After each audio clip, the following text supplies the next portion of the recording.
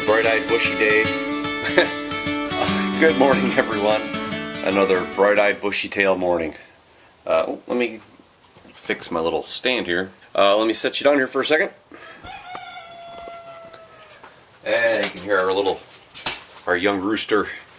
You hear our young rooster out there cackling away.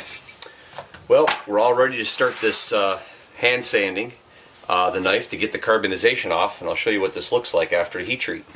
So it gives you a general idea on kind of how the knife finishes up. Love the colors. Always happens. It's really, really nice that rainbow type look. It's really cool when it comes out, but it's not going to stay. We're going to polish this down to 400 grit again, get it nice and clean and shiny.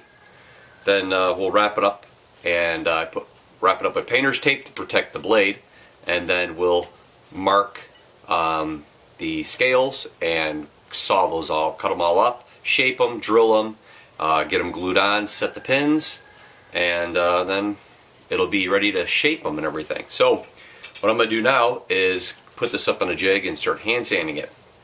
Oh, actually, before I even do that, I have to trace out the shape, the profile of the handle for the scales, because I came up with a little idea. Now, when this video comes out, I'm not sure Oliver will see the video before he sees the knife completed, or vice versa, but I was actually here with a buddy of mine, and he was checking out the scales, and we were sitting here talking about all sorts of things, about knives and everything like that. And as we're sitting here talking, I had an idea. And Oliver had made mention, I got a production knife that's for sale right now, and it has mahogany and ebony scales with brass pins, and it has brass liners. And I have that up for sale on my website. And as we were looking at the Mission House knife, all the pieces, and putting them together and laying them all out, I had an idea that would look really good with these scales. So what I have to do is I'm going to trace out some brass, and I'm going to do brass liner on these, and I think that's going to really make this whole thing just pop and give it a lot more elegance, a little bit more class than it would have had otherwise. So I have to trace out the brass first and cut this brass to the shape of the handle, and then pre-drill some holes and get all that, and then I can go ahead and do the hand sanding. So I'm going to do that. I'm going to trace this out and get that going, and this is really going to look cool. So let's get started.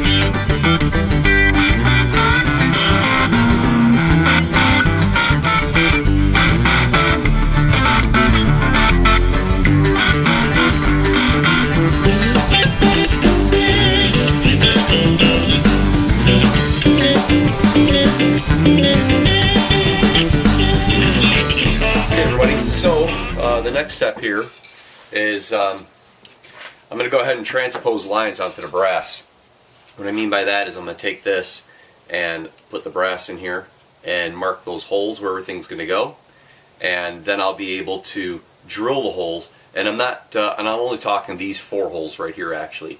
The other 3 across here, those are going to have pins, but these 4 right here, I need to drill those holes into the brass so that when I attach the brass to the scales, the wood material here, the liner to the materials, epoxy can come out through the brass. It's harder to bond just a flat piece of metal to a flat piece of wood.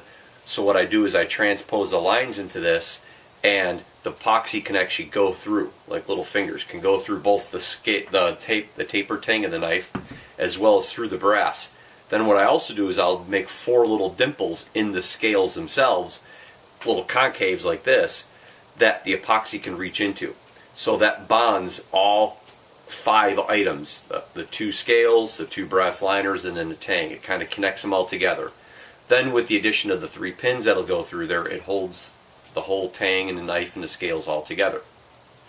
What I also have to do is I have to sand this shiny finish down, because this finish is just a clear coat. It's a nice durable clear coat, but it's nonetheless a clear coat that has to come off, because this is actually the inside of the scales, meaning this is the outside of the knife right here and here. And the reason why that is because when, like a block of wood, it's a hunk and it's cut lengthwise, and when it's opened up, it's called a book match end. And that's what this is. This was a book match end.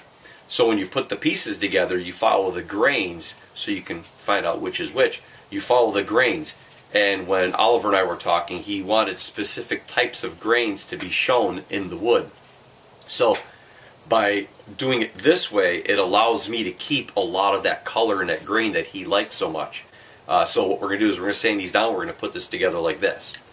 So what I have to do is, again, transpose the lines, drill them through the brass, dimple this, sand these down roughly, and then I have to also sand down the brass roughly so the epoxy has a surface to bind to.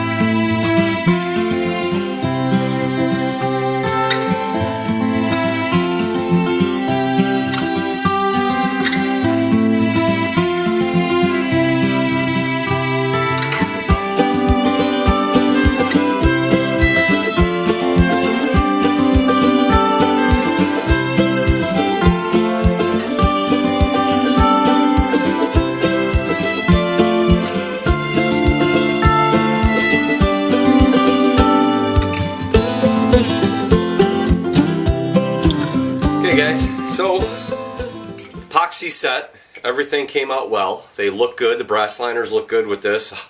It's looking pretty. So what I have to do next is I put a little shims on here because of course I have a tapered tang. The tang's tapered. To make straight holes you got to bring the tang back up straight. That's what the shims are for. So now what I'm going to do is I got these even. I have a rough line drawn out. They're clamped together. I'm going to hit the grinder and I got to start shaping the shoulders of the knife, or the scales. And what that does is gives good shoulders, the shoulders for the knife, the blade's going this way. You got to shape those shoulders and clean them up to 600 grit, polish them all down prior to drilling the holes for the pins and then gluing the scales on and setting the pins in place. So I'm going to do the shoulders next, clean those up. That means some grinding on the grinder, some shaping, and then the rest is all by hand. And that's a long, arduous process to take it from like 120 or 220 grit all the way up to 600 grit, and then I usually do a little wax.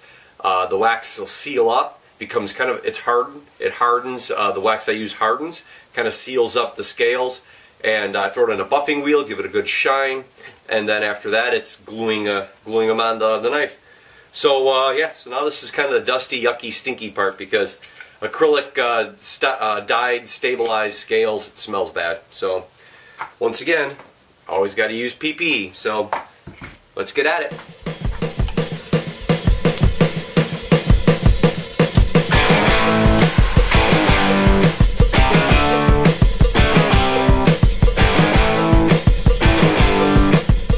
Now time for some hand sanding.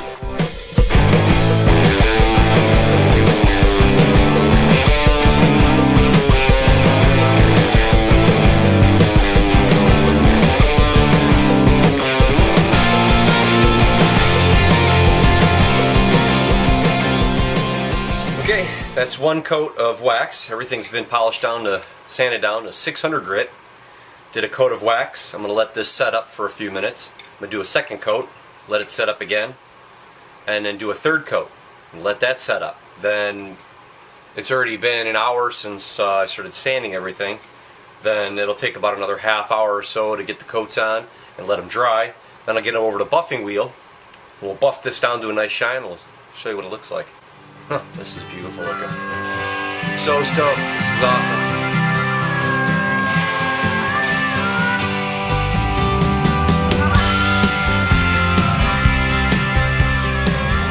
Oh boy. Let's go outside and check this out in the sun, guys. Okay, this is this is something else. Oh, this is so pretty. Look at this.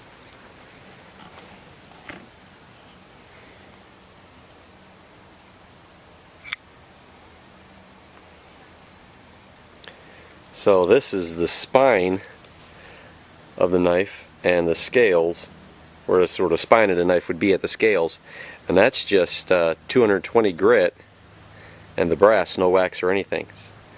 That's the wax. That's 3 coats of wax and then the buffing wheel, a quick shot on the buffing wheel. That is beautiful. Ah, that's awesome.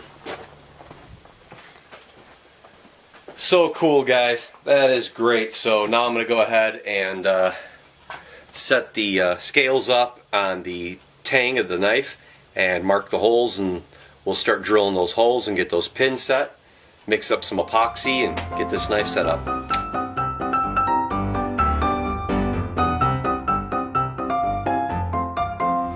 Alright, so that's the hardest part, especially with metal liners. That's why I don't use them too much. That's looking nice. That's looking really good, guys. I'll give you a little tidbit here of what this might look like.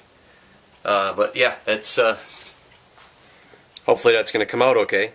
Again, I always fight the camera when it comes to focusing, but yeah, the little pins right there, and then that brass tank. So that's cool. And Oliver's going to be watching this, and he might see pictures just before the video goes live, because this is part 3. But if not, Oliver, how do you like that? I know you mentioned that you like that brass, and we never talked about doing it on a knife, and I didn't want to mention it either, because at the back of my mind it always kind of sat there a little bit. So when a buddy of mine came by and we were looking at stuff, I told him, I says, I'm going to do that brass liner on there. And once he saw it and my wife saw it, it was spot on. So yeah, great. So what I'm going to do is I'm going to clean these all up, acetone the tang, acetone the brass liners, the scales, the whole thing, and get them all glued up. So let's get started. Can't do it. Just thought, I got to run some errands, and I'm not going to be back anytime soon later today, so I'm going to have to come back and do these scales and glue them onto the tang and get all that done tomorrow. But with that said, I haven't even gone through all the editing, and I don't know how much video I have, so what I'm going to do is I'm going to probably end it now, just in case there's going to be a part 4. I think there might have to be. Thank you very much for everybody. I appreciate the support. I appreciate you guys stopping over watching the video, and until the next one, we'll catch you then. Bye.